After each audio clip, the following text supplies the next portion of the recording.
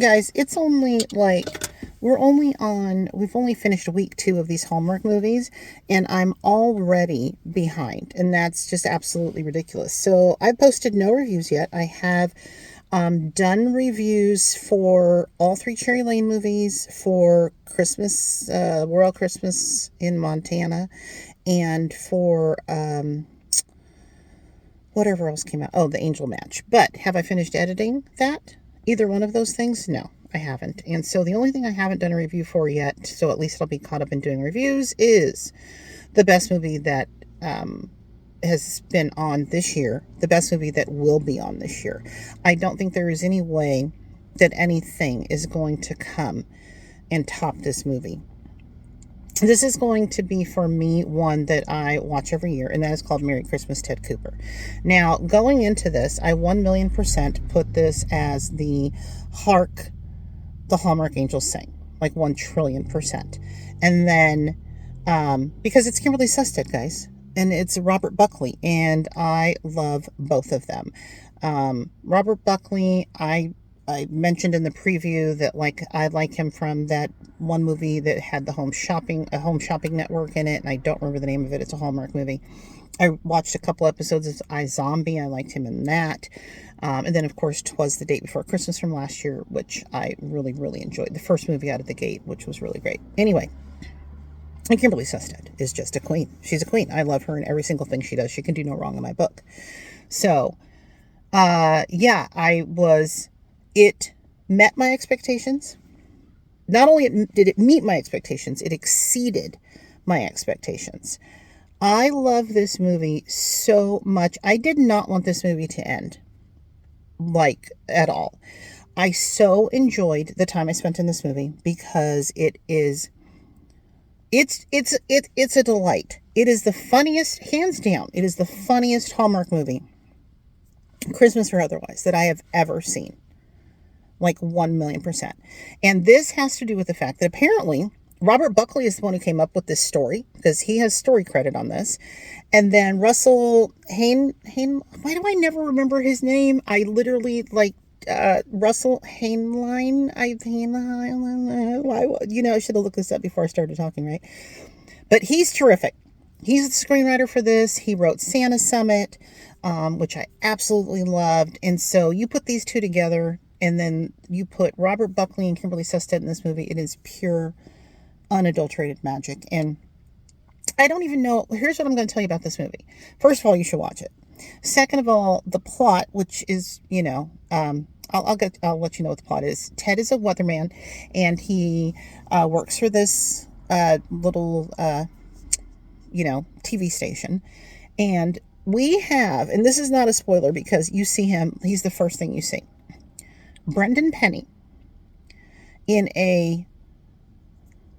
it's not a cameo because he's in it more than a cameo, but he's has a supporting role in this movie. This is my favorite Brendan Penny role I have ever seen ever in life. It is so ridiculously funny, and I hope some people at Hallmark, or like Russell, write some more stuff for Brendan Penny like this, because hilarious. He had some great lines to deliver, and 5 stars for him. So good. Anyway, he works at this weather station, and he's going to go to his hometown so that he can do like a special from his town, and also it's for charity, because it's for the hospital, and his sister, who I also loved. I don't think I've seen her in anything before. They are so believable together as siblings. Is the one who runs the charity, and he goes home to stay with her. And then the jokes that Brendan Penny gets off on him in the beginning are about how he always has bad luck at Christmas, and they wind up doing a pool for what might happen to him at Christmas. One of the funniest things I've ever seen. It's so good. But anyway, he does have some bad luck. He's trying to put up some lights for his sister. He falls and bumps his noggin, and winds up at the hospital where Kimberly Sustad is a doctor, and they know each other from high school. And apparently he had a crush on her back in high school, and later he'll wind up saying, like, you know, I didn't think that you would be into a guy who was like a nerd, you know. Oh God, the chemistry, the romance, you guys. Anyway, I'm getting ahead of myself. But anyway, that's where he meets her, and that's where he also importantly runs into Ruth Mittens, who was his one of the teachers at their school. And at first when I saw her, I got so excited because I thought she was Cherry Chiploaf lady from 12 Dates of Christmas. But it is not her. But this lady's amazing as well, and I have to go and look and see if she's been in other stuff. But to me, she could play Cherry Chiploaf lady's sister in a movie, like, in my opinion. Or unless I'm just thinking that, you know, all people that age are looking alike, and I don't think that's what it is. I think there's a resemblance, but I'll throw them up here and you can see. Anyway, but the little side thing, he winds up having this he winds up hanging out with Ruth and some of her friends, and it's just adorable. I'm not going to give anything away because this movie is just like, I think it's one little like fun, fresh thing after another, but on top of the fact that whenever we get the Kimberly and Robert on screen together, it's almost like an illegal amount of charisma that's happening. Like, they should not be allowed to have that much charisma on one TV screen, in my opinion. But I'm glad that they did allow it because they're so great together. Anyway, so what was I going to say? I just got distracted because I looked out, some people walking, and I wonder what they're doing because they are like have interesting attire on, in my opinion. And somebody had I don't know. They almost look like missionaries or something, but not quite. It's interesting. Anyway, so what was I going to say? It doesn't really matter, guys. The point is the movie is great. I'm not going to go. Oh, the movie has like some. It gets deep with some stuff about him and stuff that he's gone through and why he is the way he is. And even when they have like a little conflict, it goes away quickly, you know, like it doesn't turn into one of these stupid misunderstandings that like drags out and you're like, this is so lame, I can't believe this, blah, blah. Like they act like real people kind of thing. That's all I'm going to say about this movie. I have not honest to goodness, have not laughed aloud that much ever watching a Hallmark movie.